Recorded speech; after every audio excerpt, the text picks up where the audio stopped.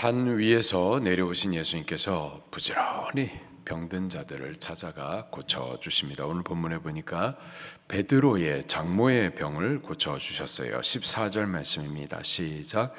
예수께서 베드로 집에 들어가사 그의 장모가 열병으로 앓아 누운 것을 보시고, 그의 장모, 베드로의 장모가 열병을 앓아 누워 있었습니다.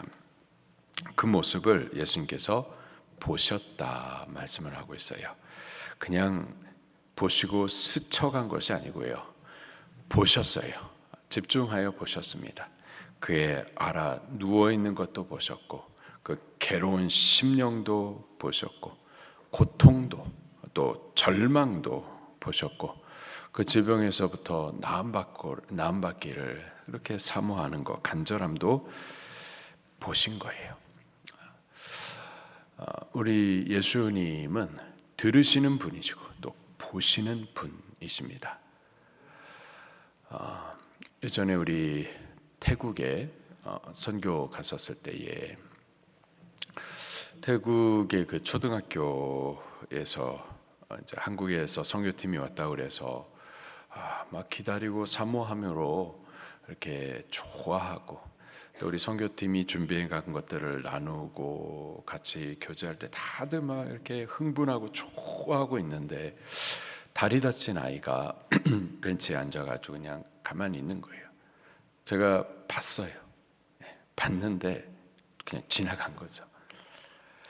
그 아이의 그 우울한 얼굴, 지금 한국에서 이렇게 사람들이 와서 다 막 흥분하고 아이들 다 좋아하고 다 뛰어놀고 있는데, 다리 다쳐가지고 혼자 뛰지 못하고 벤치에 앉아가지고 그 우울한 모습을 제가 봤는데 그냥 지나간 거예요, 제가. 근데 저만 본 게 아니라 이제 우리 선교팀이 보셨겠죠. 선교팀이 보시고는 그냥 지나가지 못하시고, 그 마음이 계속 그 얼굴을 보시고 잊을 수가 없는 거예요. 그냥 지나가실 수가 없는 거예요. 결국은 저를 데리고 와서, 그냥 지나간 저를 데리고 와서 기도를 해달라고. 그 예수님의 마음인 거예요. 예수님은 그냥 보시고 지나쳐 가시는 분이 아니라 보시되 그의 그 고통도 보시고 절망도 보시고 한숨도 보시고 그의 병에서부터 나음받기를 원하시는 그 간절함도 보시는 분, 그분이 바로 예수님이십니다. 그 베드로 장모의 열병으로 앓아 누워있는 모습, 그리고 그의 좌절과 절망들을 보셨죠. 보시고는 15절 말씀에 그의 손을 만지십니다. 15절 시작. 그의 손을 만지시니 열병이 떠나가고 여인이 일어나서 예수께 수종 들더라. 아멘. 예수님께서 병을 고치시는 방법이요, 여러 가지인데요. 너 가서 실로암 못에 가서 씻어라, 혹은 침을 뱉어가지고 진흙을 이겨가지고 그 눈에다가 바르고, 하여튼 그런 방법도 있고요. 내가 가서 고쳐주리라, 혹은 직접 환부에다가 손을 대시는 경우들이 있는데, 이 베드로 장모의 경우에 보니까는 그의 손을 만지셨어요. 그의 손을 만지셨다. 여러 가지 방법이 있을 텐데 굳이 그의 손을 만지셨다. 그 만졌었을 때 열병이 떠나갑니다. 그리고 그 여인이 일어나서 그 다음부터 어떻게 했다고요?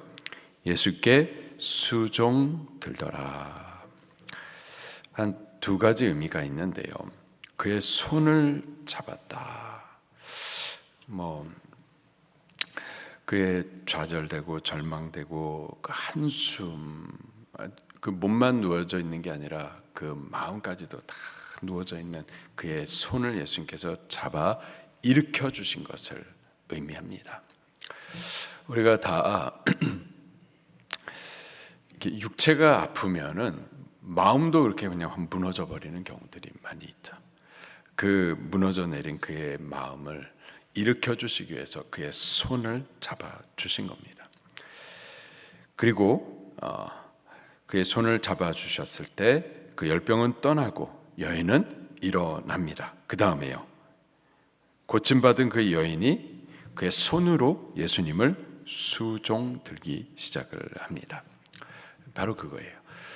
우리가 고침받았습니다. 나음을 받았어요. 예수님 우리의 손을 잡아 일으켜 주셨습니다. 그 다음에는요, 나음 받았다, 세상으로 가는 것이 아니라 나음 받은 이 몸으로 일으켜 주신 이 육체로 잡아주신 그 손으로 이제부터는 주를 섬겨 드리는 겁니다. 우리들이 그렇게 되기를 예수님 이름으로 축원합니다. 주의 만져주신 손, 나음 받고 강건해지고 새 힘을 얻고 새 건강을 얻어 새 생명을 얻어서 그것으로 이제 주님을 수종드는 삶을 살아드릴 수 있기를 예수님 이름으로 축원합니다. 평생에 주님을 섬겨 예배하고 평생에 나를 고쳐주신 그 주님을 증거하고 나와 같은 병든 자들을 저들도 고쳐주시는 그 예수님을 저들도 꼭 만나게 되기를, 그렇게 전도해 줄 수 있게 되기를 예수님 이름으로 축원합니다. 16절 말씀입니다. 시작. 저물매 사람들이 귀신 들린 자를 많이 데리고 예수께 오거늘 예수께서 말씀으로 귀신들을 쫓아내시고 병든 자들을 다 고치시니. 아멘. 귀신 들린 자들을 데리고 왔고 예수님께서는 그 귀신들을 쫓아내셨습니다. 무엇으로 쫓아내셨죠? 말씀으로 쫓아내셨습니다. 예수님께서 마태복음 4장에서도 그 시험하는 자가 예수님을 3번 시험하죠.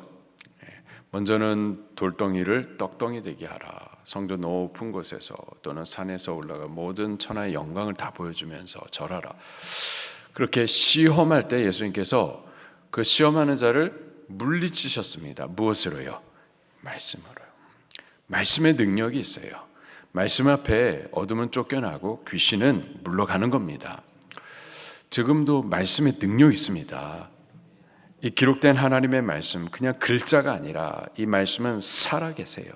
살아계신 하나님의 살아계신 말씀이라 이 말씀을 읽는 자, 듣는 자, 또 이 말씀을 따라 순종하는 자, 그들 가운데에서는 이 말씀이 능력으로 생명으로 역사돼요. 특별히 우리가 알게 모르게 마귀에게 묶여있는 것들이 굉장히 많습니다.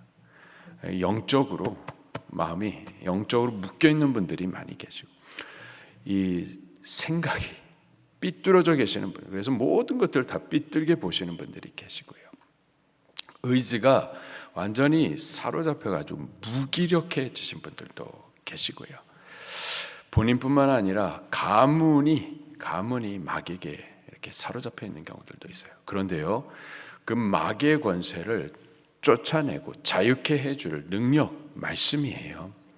말씀을 읽다 보면은 우울증이 치료됩니다.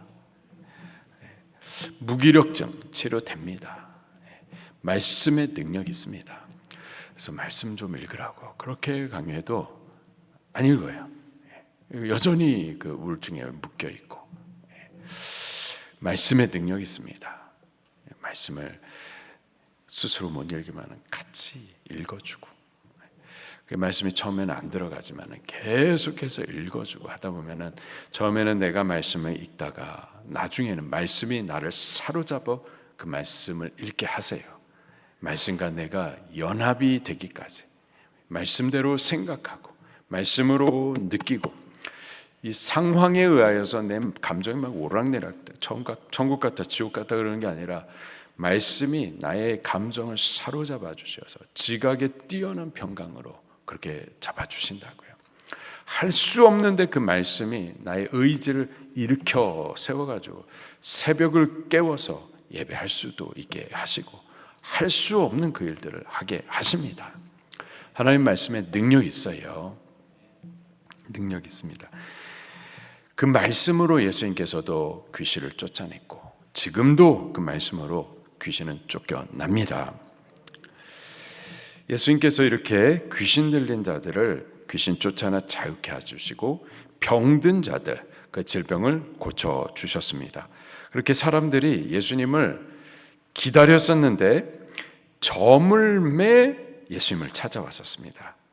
점을 매, 여기 저물었다. 이제부터 이제 안식일이 지나가고 안식일 다음 날이 됐었던 거예요. 유대인들은 안식일을 철저히 지켰었습니다. 레위기 23장 32절 말씀에 안식일을 너희의 쉴 안식일이라, 그 안식일을 지키라 이렇게 명령을. 어떻게 지킬 것이냐? 일하지 말라. 그래서 일하지 않는 안식일을 지켰던 거예요. 그래서 여기서도 저물 매 그제서야 예수님을 찾아왔었던 겁니다. 저물기까지 기다렸다가 저물자마자 예수님을 찾아왔는데 안식일이 저물었었던 거예요. 왜냐하면 병 고치는 거, 귀신 쫓아내는 거, 이것도 다 일하는 걸로 생각을 했었던 거죠. 그래서 안식일 날에는 예수님이 일하면 안 되고 우리들도 병 고침 받으면 안 되고, 그래서 안식일 날까지 기다렸다가 안식일이 저물자마자 예수님을 찾아갔었던 거죠. 그런데 한편 예수님은 그 베드로 장모를 고쳐주셨잖아요. 그때가 안식일이 있었어요. 안식일 날 예수님은 오히려 베드로의 장모를 고쳐주셨습니다. 치유함이 병든 사람들에게서 그 질병으로부터 나음을 입어 안식해 해주는 거죠. 귀신 들린 자에게는 그 귀신으로부터 자유함 받는 것, 그것이 진짜 안식인 거죠. 이 귀신 들림 또 질병, 근본적으로는 이 죄의 문제, 모든 문제는 근본적으로 죄의 문제입니다. 근데 그 죄에서부터 죄 용서함 받는 것, 죄인이 그 죄로 인하여서 귀신 들리고 또 질병으로 고통당하는 그 귀신 들림에서부터 자유함 받고 고통에서부터 자유함 받고 그 죄의 결과로 죽어서 지옥 가야 되는데 그 지옥에서부터 구원받는 것, 이것이야말로 근본적인 안식인 거죠. 예수님은 안식해 하시는 분이십니다.